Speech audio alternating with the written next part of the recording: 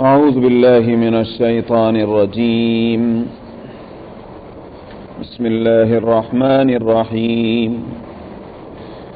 إن الذين لا يرجون لقاءنا ورضوا بالحياة الدنيا واطمأنوا بها والذين هم عن آياتنا غافلون أولئك مأواهم النار بما كانوا يكسبون.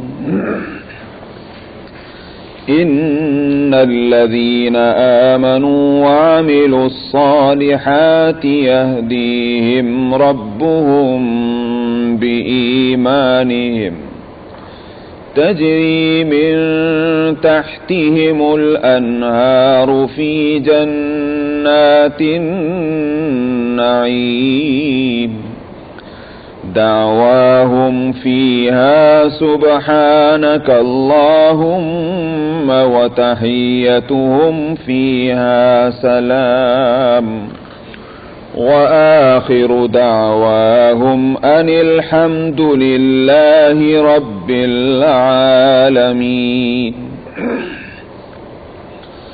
ولو يعجل الله للناس الشر استعجالهم بالخير لقضي إليهم أجلهم فنذر الذين لا يرجون لقاءنا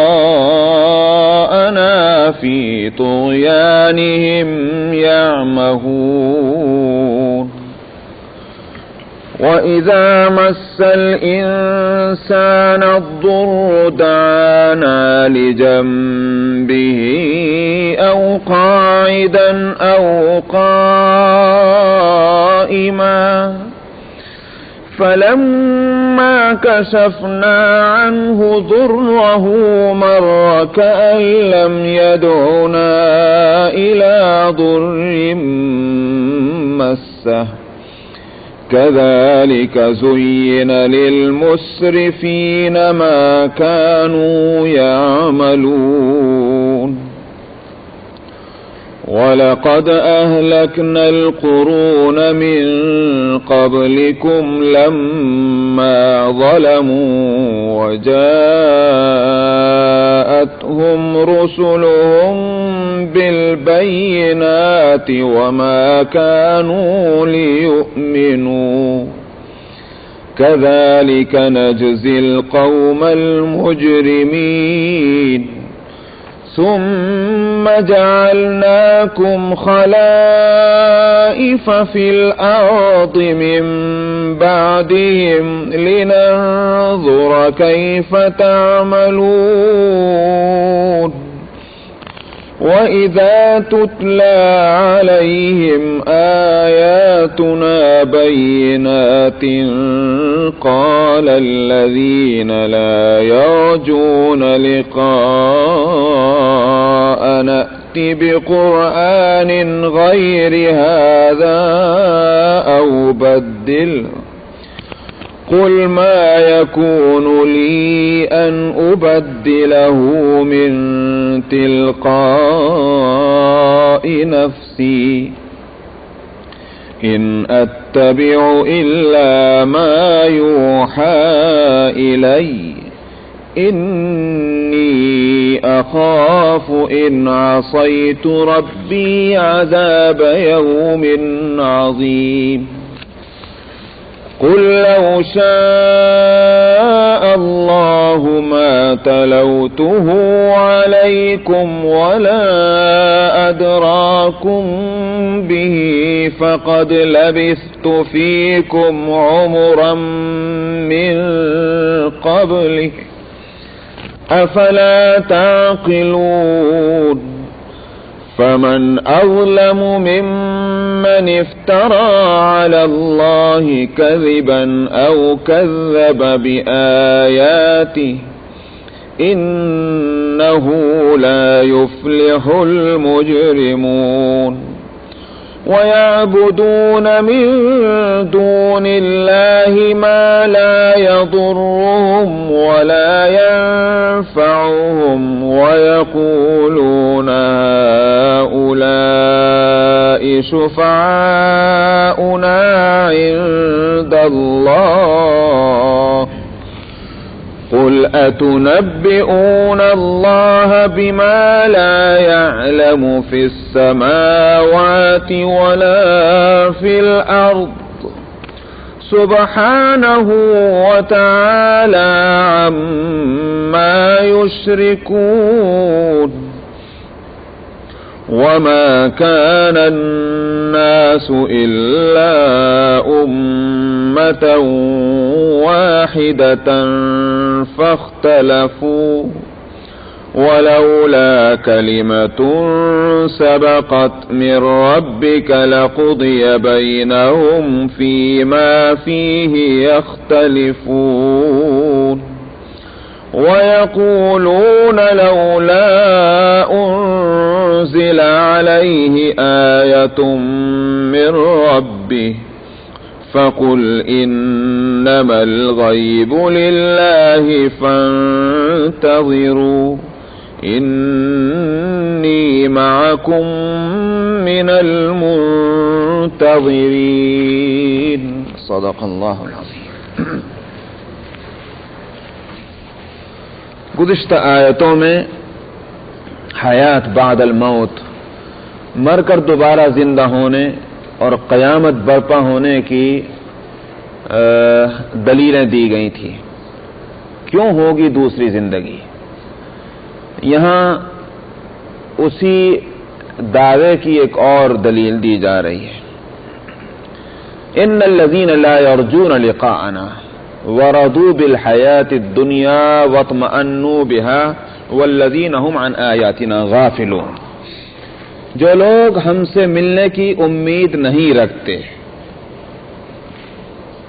ہم سے ملنے کی امید نہ رکھنے کے معنی یہ ہے کہ وہ ان کا خیال یہ ہے کہ مر کر دنیا ہی میں ختم ہو جانا ہے، پھر زندگی نہیں ہوگی.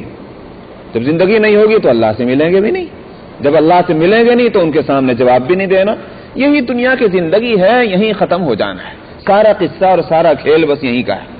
ان الذین لا یرجون لقاءنا، جن کو ہماری ملاقات کی کوئی امید نہیں ہے. ورضوا بالحیاۃ الدنیا، اور دنیا کی زندگی ہی پر بس وہ راضی ہیں اور خوش ہیں، جو ہے وہ یہی ہے، جو مل جائے وہ یہیں مل جائے. واطمأنوا بها، اور اسی دنیا کی زندگی پر ان کو اطمینان ہے. اسی وجہ سے کیا صورت ہے؟ والذین هم عن آیاتنا غافلون، اور وہ ہماری آیتوں سے غافل ہیں. کیوں؟ اس لیے کہ ہماری آیتوں سے ایسوں کو کیا تعلق؟ ہماری آیتیں دوسری دنیا کی بات بتاتی ہیں، دوسری دنیا کی بات وہ ماننے کو تیار نہیں. ان کے نزدیک کامیابی اور ناکامیابی کا ایک معیار ہے اور ایک بیس ہے.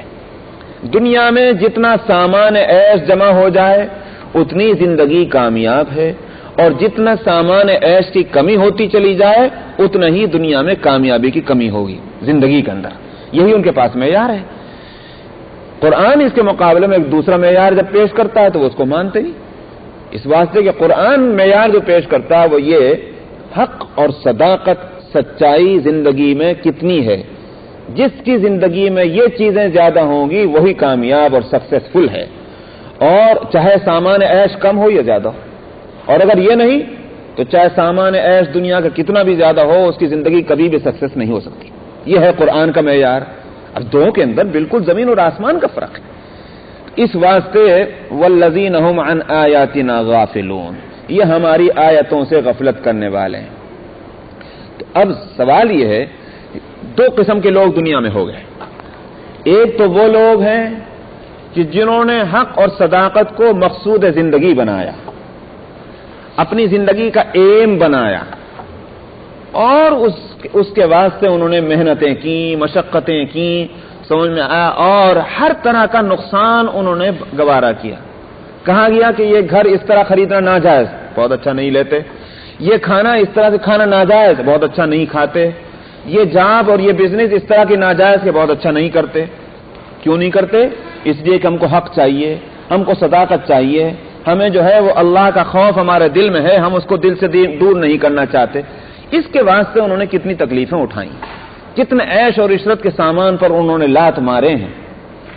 اس کے مقابلے میں ایک وہ شخص ہے کہ جس نے نہ حق دیکھا، نہ سچائی دیکھی، نہ جھوٹ دیکھا، نہ باطل کے خیال کیا، بس وہ تو یہ ہے کہ آؤ جس طرح سے بھی آئے، چاہے چوری سے آ رہا ہے، چاہے ڈکیتی سے آ رہا ہے، چاہے وہ جو ہے وہ جھوٹ بول کر آ رہا ہے یا کسی کو دھوکہ دے کر آ رہا ہے، آنے دو۔ ایک ہی زندگی ایسی ہے۔ ظاہر ہے کہ دو کی زندگی میں فرق ہے۔ دو کی زندگی میں فرق یہ ہے، ویسے تقسیم تو اللہ کی طرف سے ہے، لیکن میں ایک بات کو سمجھنے کے لیے بتا رہا ہوں کہ دو کی زندگی میں یہ فرق ہے کہ ایک تو دنیا کے ساز و سامان کے اعتبار سے تکلیف اٹھا رہا ہے، دوسرا دنیا کے ساز و سامان کے اعتبار سے آرام سے ہے۔ دونوں کا رزلٹ ایک ہی نکلنا چاہیے۔ اگر حق و صداقت کوئی حقیقت ہے تو پھر اس کی جزا اس کو ملنی چاہیے کہ نہیں ملنی چاہیے، جس نے محنت کی۔ تھوڑی دیر کے لیے اس بحث کو یہاں روک کر کے ایک مثال میں دیتا ہوں۔ دو لڑکے جو ہیں وہ کالج میں ایڈمیشن لیتے ہیں۔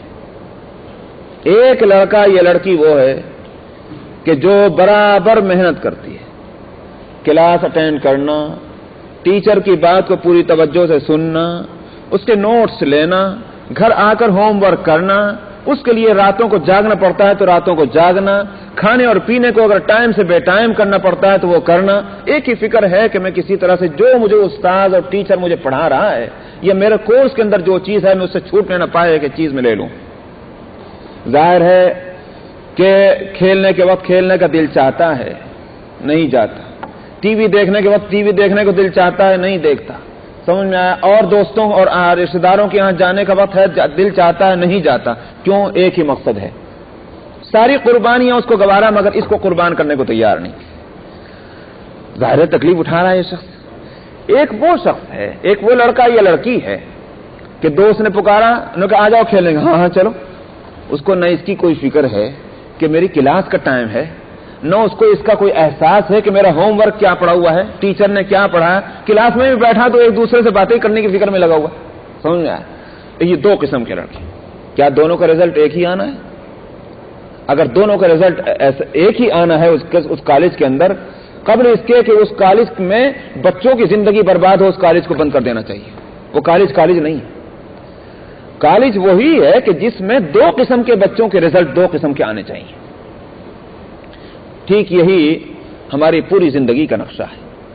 اسی واسطے اللہ سبحانہ و تعالیٰ نے، یہ تو میں نے مثال لی ہے، اللہ تعالیٰ نے قیامت کا نقشہ کھینچا ہے ٹھیک اسی طرح سے، جس سے یہ بات سمجھ میں آتی کہ جس طرح سے دو قسم کے یہ اسٹوڈنٹ جب وہ ایگزامینیشن کے حال میں جا کر بیٹھیں گے تو جس نے محنت کی ہے اس کے لیے کوئی پرابلم نہیں ہوگا، کوئی پریشانی نہیں ہوگی۔ جیسے پیپر اس کے سامنے آئے گا وہ کھٹ کھٹ لکھنا شروع کر دے گا، لکھتا جائے گا، بلکہ یہ کہ اس کا تو دل یوں چاہے گا کہ میرا ٹائم اگر ڈبل ہو جاتا تو میں اس سے زیادہ لکھتا۔ سمجھ میں آیا؟ اس کا دل یہ چاہے گا، خوش ہوگا اس کو پیپر پڑھنے کے بعد کہ میں جتنا لکھ سکتا ہوں اتنا آج لکھ ڈالوں، آج ہی کے دن کے لیے میں نے پڑھا تھا۔ لیکن جس کو کچھ نہیں آتا، اس نے سال بھر یا 3 مہینے جو بھی سیمسٹر ہے اس سیمسٹر میں سب کچھ کیا مگر پڑھا نہیں، اور دن تو اس نے آرام کی، مگر آج کا دن اس کے لیے نہایت تکلیف کا ہے، نہایت پریشانی کا دن ہے اس کے واسطے۔ قرآن شریف میں اس کے لیے ایک عجیب نقشہ کھینچا گیا۔ فرمایا کہ وَأَنِيبُوا إِلَىٰ رَبِّكُمْ وَأَسْلِمُوا لَهُ مِنْ قَبْلِ أَنْ يَأْتِيَكُمُ الْعَذَابُ ثُمَّ لَا تُنصَرُونَ۔ اللہ کی طرف توجہ کرو اور اطاعت کرو قبل اس کے کہ وہ دن آئے کہ جس دن میں عذاب تمہارے سامنے ہوگا، پھر تمہاری کوئی مدد نہیں کی جائے گی۔ اچھا، اور وَاتَّبِعُوا أَحْسَنَ مَا أُنزِلَ إِلَيْكُم مِّن رَّبِّكُم مِّن قَبْلِ أَن يَأْتِيَكُمُ الْعَذَابُ بَغْتَةً وَأَنتُمْ لَا تَشْعُرُونَ۔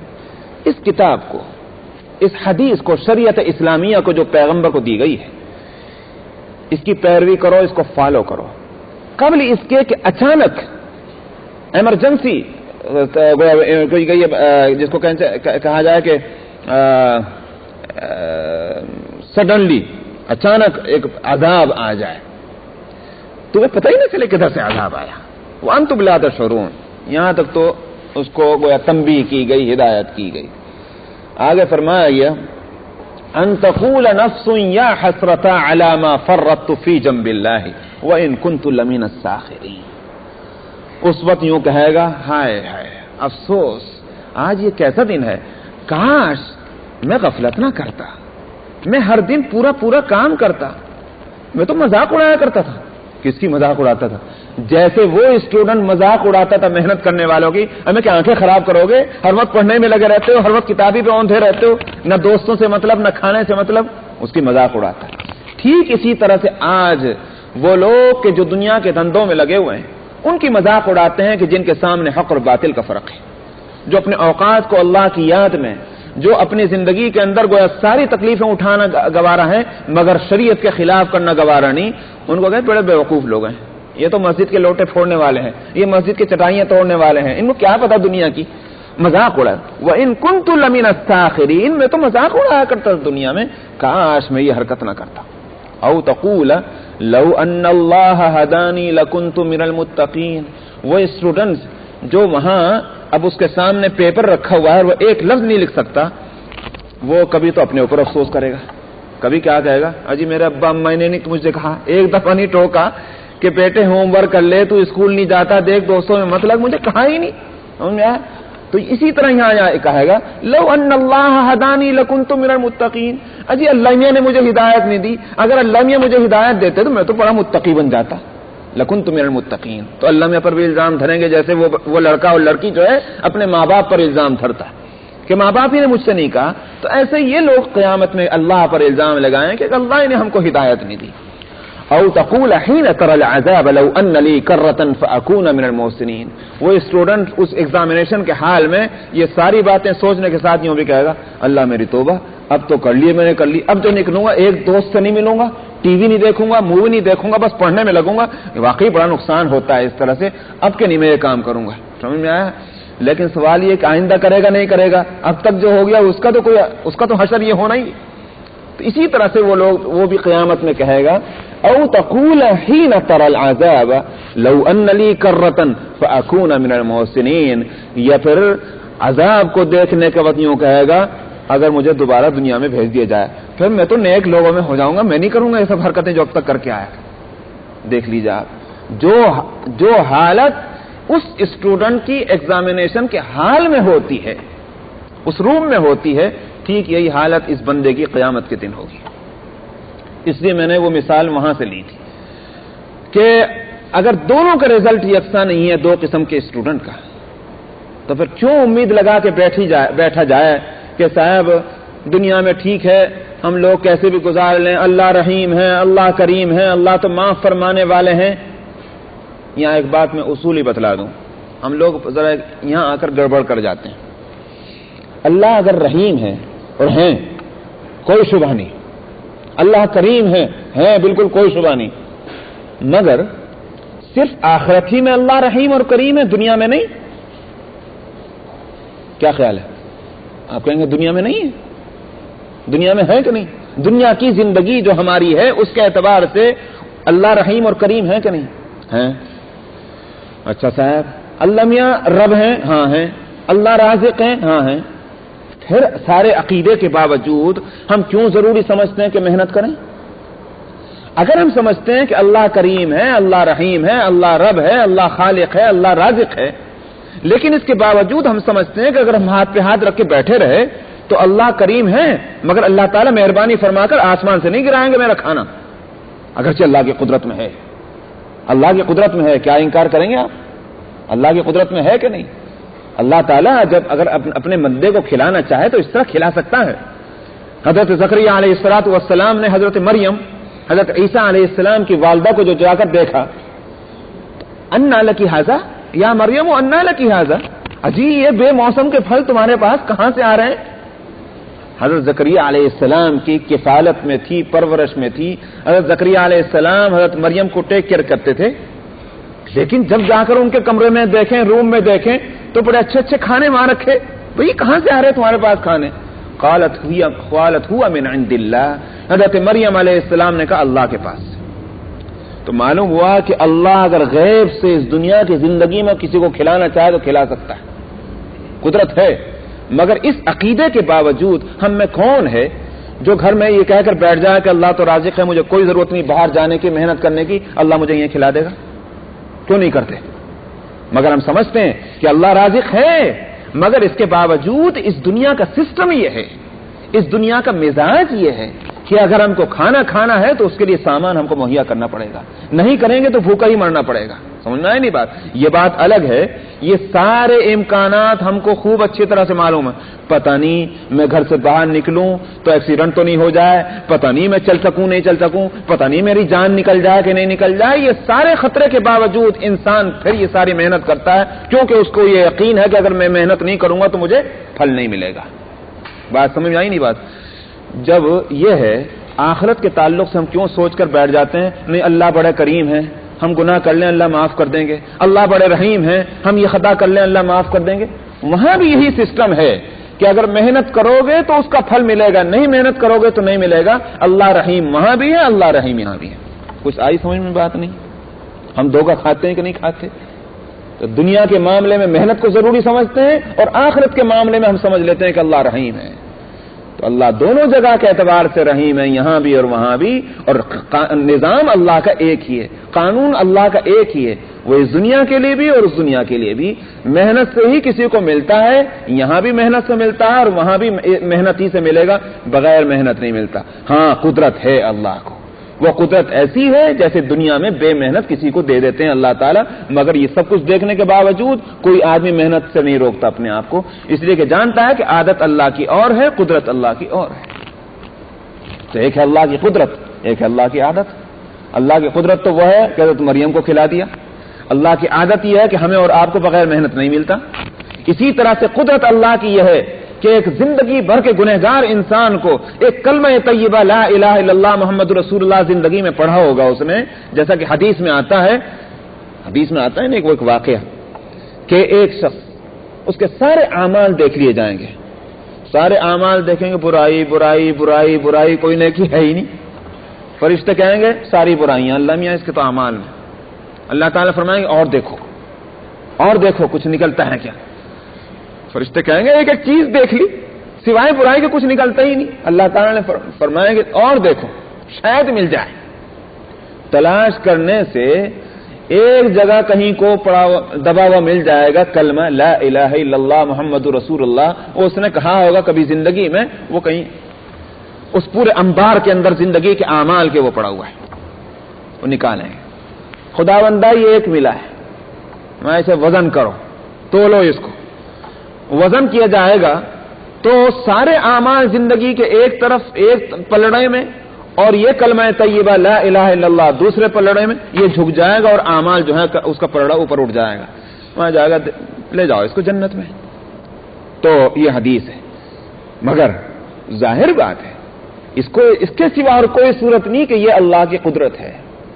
اللہ اپنی قدرت سے جیسے دنیا میں سارے اسباب اور وسائل سے بلند و بالا کر کے کسی کو دنیا میں کھلا اور پلا دیتا ہے، ایک بیمار کو تندرستی دیتا ہے، کوئی دوا علاج اس کی نہیں ہوئی، ایک بھوکے کو کھلا دیتا ہے، اس کے لیے کوئی انتظام نہیں کیا گیا. ٹھیک اسی طرح سے اللہ تعالیٰ آخرت میں اگر کسی کو اپنی قدرت سے بخش سکتا ہے. لیکن جس طرح دنیا میں اللہ کی عادت یہ ہے کہ ان سب چیزوں کے لیے انسان کو محنت کرنی پڑتی ہے، اسی طرح آخرت میں بھی جس کو جنت میں جانا وہ دنیا سے محنت کرنے کے نتیجے میں جائے گا.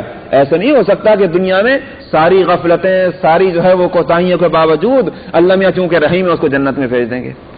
اس لیے میں نے بڑی تفصیل کے ساتھ اس بات کو بتلایا کہ ذہنوں سے اس بات کو نکال کر اس بات کو بٹھائیے کہ ہماری محنتیں ہیں، محنتوں کا صلہ وہاں ملنا ہے.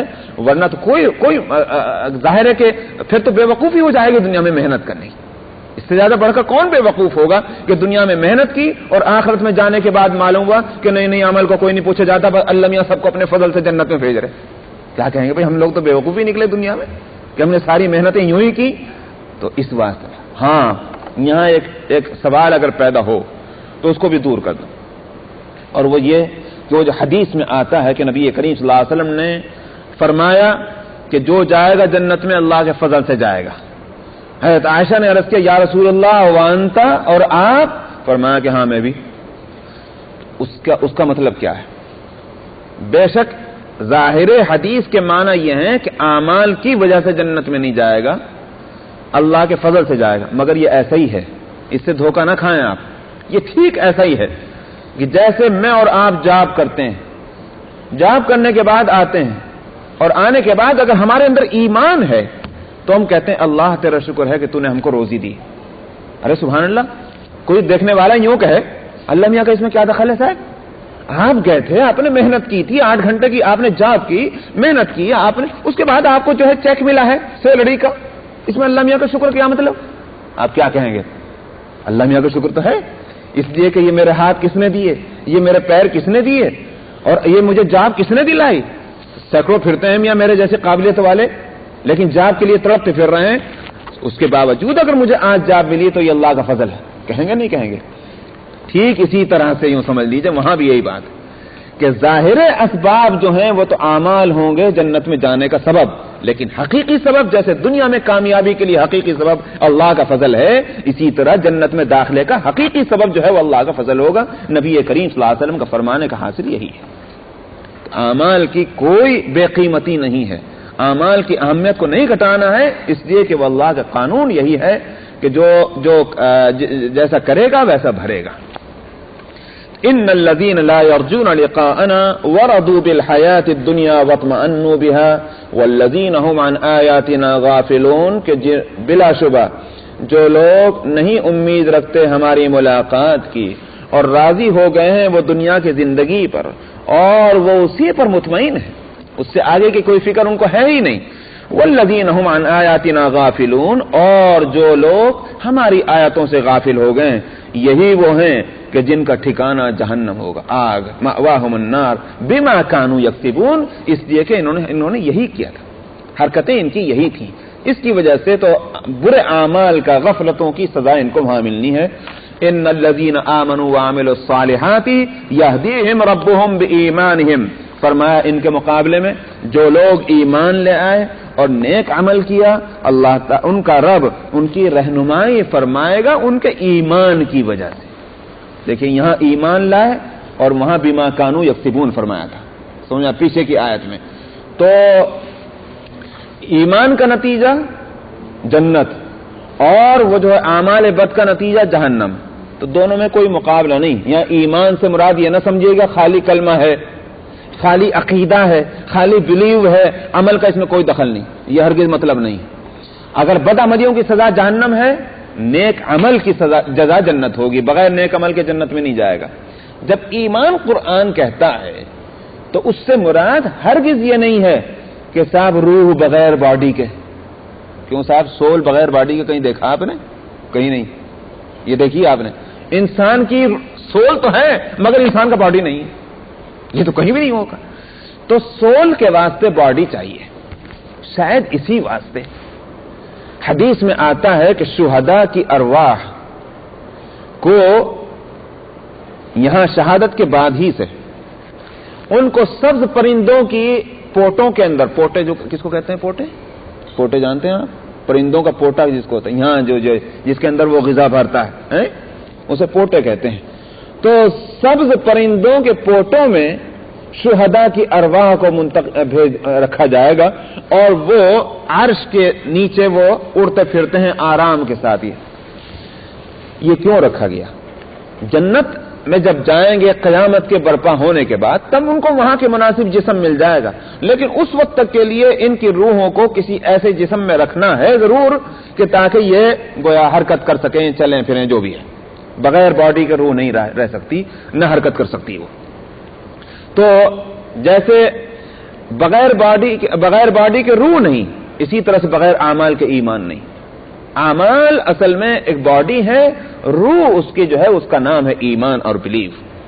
جب قرآن ایمان کہتا ہے تو اس سے مراد ہے یقین اور عمل، کہیں کہیں اس کو بیان بھی کر دیتا ہے ان الذین آمنوا وعملوا الصالحات جیسے یہاں آ رہا ہے، لیکن بِایمانہم کا مطلب جو ہے اس سے مراد ہے بِایمانہم مع اعمالہم، کہ ان کے ایمان جو عمل کے ساتھ ہے ان کی وجہ سے ان کو جو ہے اللہ تعالیٰ جنت میں بھیجے گا، یہ مراد ہے۔ سمجھ میں آیا؟ کیوں صاحب؟ کون بیمار وہ ہے جو ڈاکٹر کے پاس جائے اور جانے کے بعد وہ دوا لے اور دوا لینے کے بعد منہ میں رکھے تھوک دے، منہ میں رکھے اور تھوک دے اور امید کر کے بیٹھ جائے کہ مجھے تو آرام ہو جائے گا؟ نہیں ہو سکتا آرام کب ہوگا؟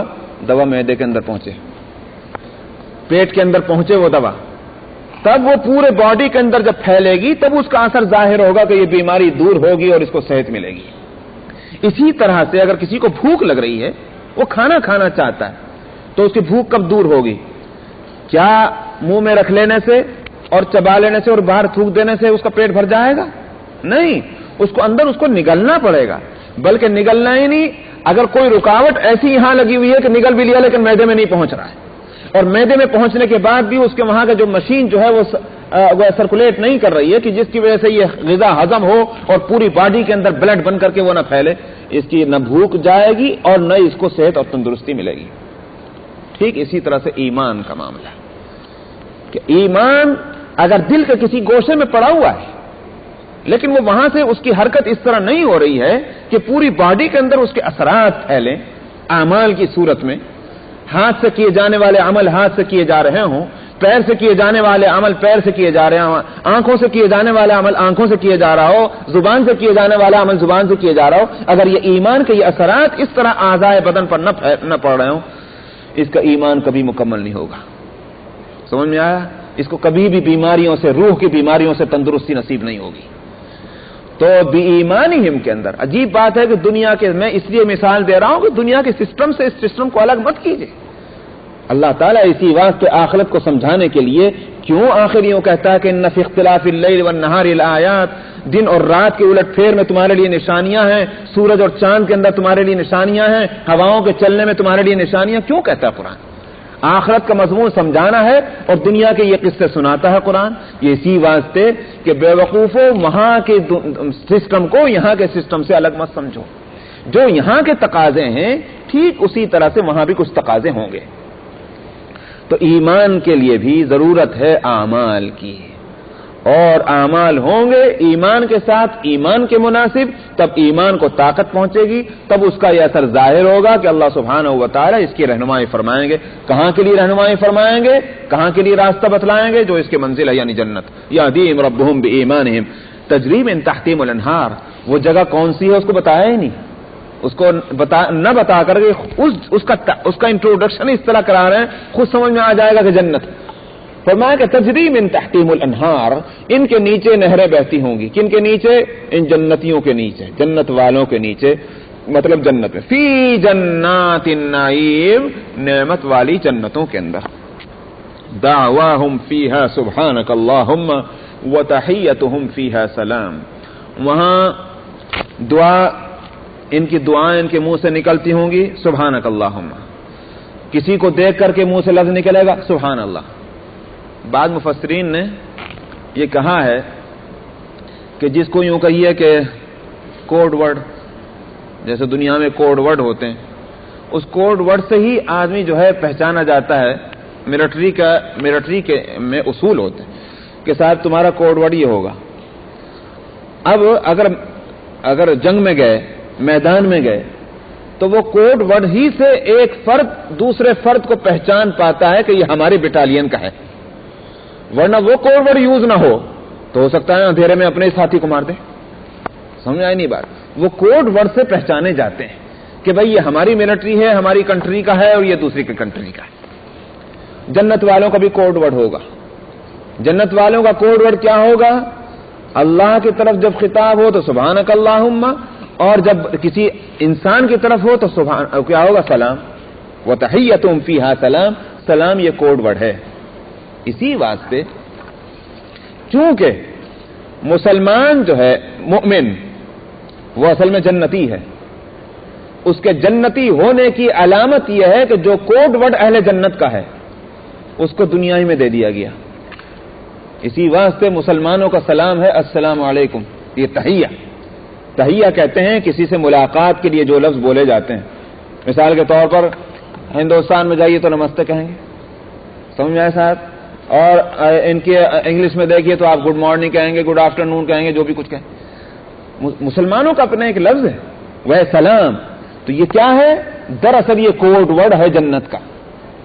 چونکہ مومن حقیقی اعتبار سے یہ جنتی ہے، اللہ تعالیٰ نے مہربانی کر کے اس کو دنیا ہی میں وہ کوڈ ورڈ دے دیا جو جنت والوں کا ہے۔ اس سے یہ بات بھی سامنے آئی کہ یہ سلام صرف مسلمان کا مسلمان کے لیے ہے، مسلمان کا غیر مسلم کے لیے نہیں۔ کیوں؟ اس واسطے کہ پھر کوڈ ورڈ ہی کیا ہوا؟ کوڈ ورڈ جو ہے وہ تو اپنے بٹالین کے لیے ہے، اپنے گروپ کے واسطے، دوسرے گروپ کے لیے کیسے استعمال ہوگا؟ وہ ملٹری کا وہ آدمی اگر اپنا کوڈ ورڈ دوسرے کے لیے استعمال کر رہا ہے تو اس کی گردن اڑا دی جائے گی. یہ کوڈ ورڈ نہیں رہا. پھر اب کوڈ ورڈ اسی وقت تک ہے جب تک کہ اس کو جو ہے سیکریٹ رکھا جائے اپنے ہی لوگوں کے اندر, دوسروں کو اس کو ہوا نہ دی جائے. اسی واسطے سلام صرف مسلمان کا مسلمان کے لیے ہے, مسلمان کا غیر مسلم کے لیے نہیں. اسی واسطے فقہا کہتے ہیں کہ اگر نان مسلم اگر آپ کو کہے السلام علیکم تب بھی آپ وعلیکم السلام نہیں کہیں گے, اس لیے کہ کوڈ ورڈ کی چینجنگ ہے اور کوڈ ورڈ اس کے لیے ہے ہی نہیں. تو آپ کہیں گے ہداک اللہ, اللہ ہدایت دے, یہ آپ کہیں گے. لیکن وعلیکم السلام نہیں کہیں گے, وعلیکم السلام مسلمان کے لیے کہا جائے گا. تو جنت کے اندر فرمایا کہ جنت میں کیا ہوگا, دعواہم فیہا سبحانک اللہم, اللہ کی طرف جب توجہ ہے تو سبحانک اللہم, معلوم ہوتا ہے کہ اللہ کے کو پکارنے میں اور اللہ کو اپنی طرف متوجہ کرنے میں سارے لفظوں میں بہترین لفظ ہے سبحانک اللہم. اس میں اللہ کی پاکی, اللہ کی تقدیس, اللہ کی عظمت بیان ہوتی ہے. تو اسی واسطے شاید نماز کی ابتدا جو ہے وہ ثنا سے ہوتی ہے سبحانک اللہم و بحمدک, یہیں سے ابتدا ہوتی ہے. تو اہل جنت جو ہے وہ جنت میں اللہ کی طرف جب توجہ کریں گے تو سبحانک اللہم کہیں گے, اور جب جنتی کی طرف توجہ کرے گا تو سلام کہے گا. تو ایک صورت ہے. چنانچہ بعض مفسرین تو کہتے ہیں کہ اگر کسی جنتی کو کسی چیز کی ضرورت بھی ہوگی تو یہ نہیں کہے گا فلاں چیز چاہیے, سبحانک اللہم کہے گا, بس سبحانک اللہم کہے اور وہ جو چیز اس کو چاہیے وہ کھڑ سے سامنے حاضر.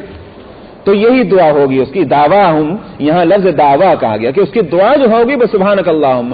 دنیا میں ہم دعائیں مانگتے ہیں اللہ سے, کیا مانگتے ہیں؟ اے اللہ میاں ہمیں جاب دے دے, اے اللہ میاں ہمارا قرضہ ادا کر دے, اے اللہ میاں ہم کو اولاد صالح دے دے. ایک ایک چیز کے واسطے الگ دعا, ٹھیک ہے نہیں. لیکن وہاں جنت میں کیا ہوگا, جنت میں کچھ مانگنا نہیں, جو دل میں خواہش ہوئی سبحانک اللہم کہا اور وہ چیز حاضر. دعواہم فیہا, بعض مفسرین تو یہ کہتے ہیں. اور بعض مفسرین نے وہ انداز یہ اختیار کیا جیسے وہ اس سے اختلاف کر رہے ہیں, حالانکہ اختلاف نہیں. ان کا کہنا یہ ہے کہ جنت میں جب جنتی پہنچیں گے تو یہ نہیں کہ وہاں اندھے اور جو بھوکوں کی طرح سے جو ہے بس وہاں کی نعمتوں پہ جو ہے وہ پڑے جا رہے ہیں کہ لاؤ صاحب فلاں چیز, لاؤ صاحب فلاں چیز, بلکہ یہ کہ ان کا مزاج دنیا میں, دنیا کی زندگی میں محنتیں کر کے, پریکٹس کر کے, ریہرسل کرتے کرتے کرتے ان کا مزاج یہ بن جائے گا کہ جیسے دنیا میں اٹھتے بیٹھتے سبحان اللہ الحمدللہ, وہ مزاج بن جائے گا. جنت میں بھی جائیں گے تو اس کے مزاج کا یہ اثر ظاہر ہوگا کہ منہ سے کوئی غلط لفظ, گندا لفظ, تکلیف دہ لفظ, گویا یوں کہیے کہ معیار سے گھٹا ہوا لفظ نہیں بلکہ ان کے زبان سے وہاں بھی تسبیح نکلتی ہوگی. بات بالکل صحیح ہے, مگر اس میں ان دونوں میں کوئی ٹکراؤ نہیں ہے کہ اگر کوئی چاہیے ان کو کوئی دعا کرنی ہے تب بھی سبحانک اللہم کہہ رہے ہیں, بغیر کسی طلب کے بھی منہ سے یہی لفظ نکل رہا ہے. وآخر دعواہم ان الحمد للہ رب العالمین.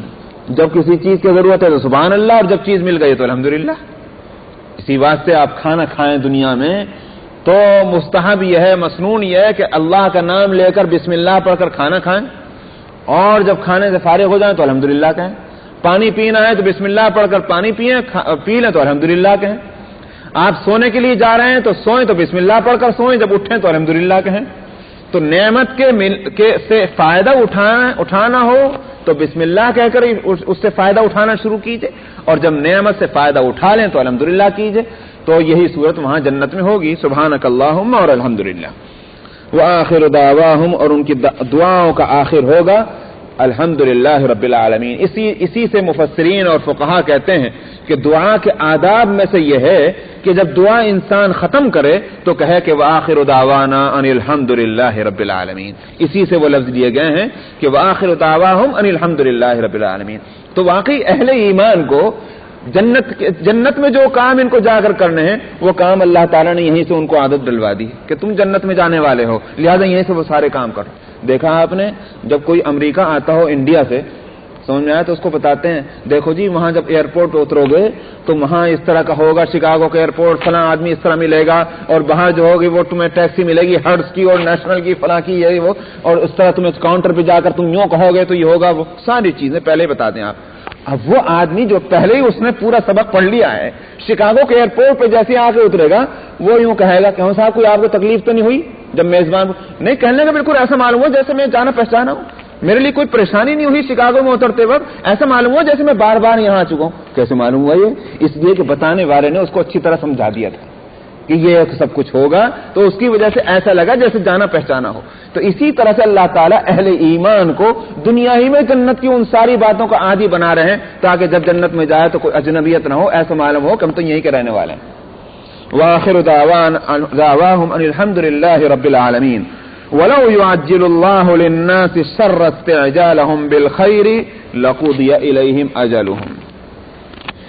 آگے یہاں سے فرما رہے ہیں کہ لوگوں کے واسطے اگر اللہ تعالی برائی کے فیصلہ کرنے میں بھی اتنی ہی جلدی کرے جیسے یہ خیر کے مانگنے میں جلدی کرتے ہیں تو کبھی کا معاملہ جو ہے وہ ختم ہو چکا ہوتا ہے, ان کی مدت ہی پوری ہو چکی ہوتی. بات یہ تھی کہ اس سے پہلے تو یوں سمجھیے کہ مکہ مکرمہ میں نبی کریم صلی اللہ علیہ وسلم تشریف رکھتے ہیں. ہجرت سے پہلے قحط پڑا, زبردست قحط. مشرکین اور کفار ساری چوکڑی بھول گئے, اپنا کفر شرک سب بالائے طاق رکھا, سمجھائے نہ بت یاد آ رہا ہے نہ کچھ اور یاد آ رہا ہے, اس وقت اللہ ہی اللہ یاد آ رہا ہے. یہاں تک کہ ابو سفیان جو سردار مکہ نبی کریم صلی اللہ علیہ وسلم کے پاس آئے اور آ کر کہا یا محمد خدا سے دعا کرو کہ یہ مصیبت ہم سے ٹل جائے. سمجھ میں آیا؟ تو کافروں کا کفر جو ہے وہ ہوا میں اڑ گیا اس وقت. قحط جب آیا دعا کی نبی کریم صلی اللہ علیہ وسلم نے. بہرحال اللہ کا قانون ہے کہ نہ جیسے راحت کو نہیں ہمیشہ کے واسطے راحت ٹھہرتی, آرام نہیں ٹھہرتا, اسی طرح تکلیف بھی نہیں ٹھہرتی. ہر چیز آنے جانے والی چیز, تو وہ تکلیف دور ہوگی. اب لوگ جو ہیں پھر اپنا اسی چکر میں لگ گئے جو ان کا تھا, وہی کفر, وہی شرک, وہی بت پرستی, وہی وہاں کے چڑھاوے, وہی سارے دھندے, وہی اسلام اور مسلمانوں کی مخالفت, پھر وہی ساری کچھ بات. تو نبی کریم صلی اللہ علیہ وسلم ڈراتے تھے, دیکھو اللہ کے عذاب سے ڈرو, اللہ کو بڑی قدرت ہے, تم ان حرکتوں کو چھوڑ دو. تو چڑ کر کے کہا کرتے اجی کہاں ہے وہ عذاب, لے آؤ نا جلدی سے, بس عذاب ہی آ جائے, چلو قصہ ہی ختم ہو جائے. قرآن شریف میں ان کے اس قول کو بھی نقل کیا گیا, وقالوا ربنا عجل لنا قطنا قبل یوم الحساب. خداوند اگر یہ سچی بات ہے جو یہ کہہ رہا ہے تو پھر قیامت سے پہلے ہمارے اوپر قیامت کیوں نہیں بھیج دیتا. دعائیں مانگتے. اللہ تعالیٰ فرماتے ہیں کہ اگر اللہ کا معاملہ یہ ہوتا کہ وہ برائی کے فیصلے میں بھی اتنا ہی جلد باز ہوتا جتنی تم گویا برائی سے گھبرا کر خیر مانگتے ہو, اور اللہ تعالیٰ تم کو خیر دے دیتا ہے جیسے ابھی تم کو خیر دی تھی.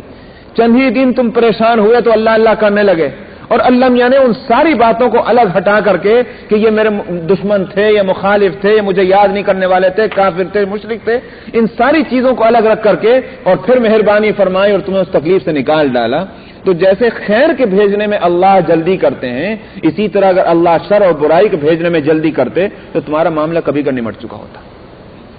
اللہ حلیم ہے, اللہ کریم ہے, برائی کے فیصلے میں جلدی نہیں ہوتی, ڈھیل دی جاتی ہے, مہلت دی جاتی ہے, اس کی رسی کو دراز کیا جاتا ہے, کر تو جہاں تک جانا چاہتا ہے چل تو وہاں تک جا.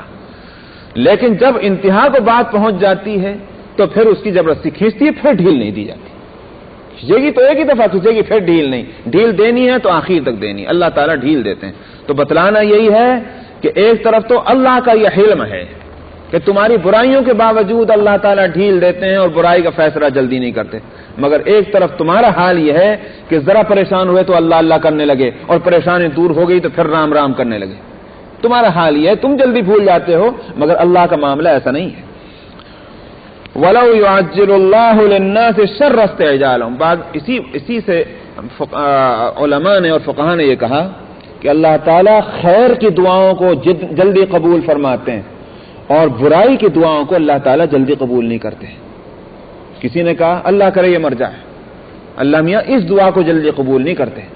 ہاں کسی کی تندرستی کے واسطے, کسی کی عمر کی درازی کے واسطے دعا مانگتے ہیں, اللہ تعالیٰ اس کو جلدی قبول کرتے ہیں کیونکہ خیر ہے اس میں. آئی بات سمجھ میں نہیں. مگر اس کے باوجود اس بات سے منع کیا ہے کہ بد دعائیں کریں, روکا ہے کہ ماں باپ کو جو ہے جلدی نہیں کرنی چاہیے اولاد کے واسطے بد دعا کرنے میں, اس لیے کہ معلوم نہیں کہ وہ گھڑی جو ہے مقبولیت کی ہو.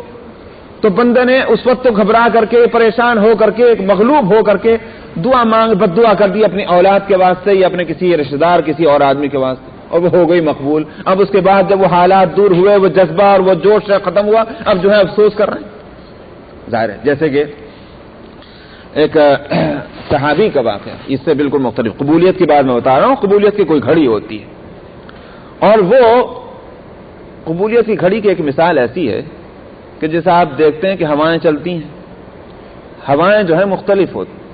کبھی تو ہوا چلتی ہے جس میں ہیومیڈیٹی زیادہ ہے، اس کے اثرات دوسرے ہوں گے. کبھی وہ ہوا چلتی ہے کہ جو لیس ہیومڈ ہوتی ہے، اس کے اثرات دوسرے ہوں گے. ہوا ہی ہے. ٹھیک اسی طرح سے اللہ سبحانہ و تعالی کی طرف سے قبولیت کے اوقات جو ہیں مختلف ہیں. حدیث میں فرمایا اذان کے بعد دعا مانگو، مثلا قبولیت کی گھڑی ہے. فرض نماز کے بعد دعا مانگو، قبولیت کی گھڑی. اسی طرح ایک تو یہ اعمال کے بعد گویا قبولیت، اور ایک خود بھی اوقات جو ہیں بعض مختلف ہوتے ہیں. کسی وقت اللہ کی طرف سے دعا قبول ہوتی ہے. تو ایک صحابی نے کھیت میں کام کر رہے تھے، غالباً عبداللہ بن حذافہ السلمی رضی اللہ عنہ کا واقعہ ہے کسی کا.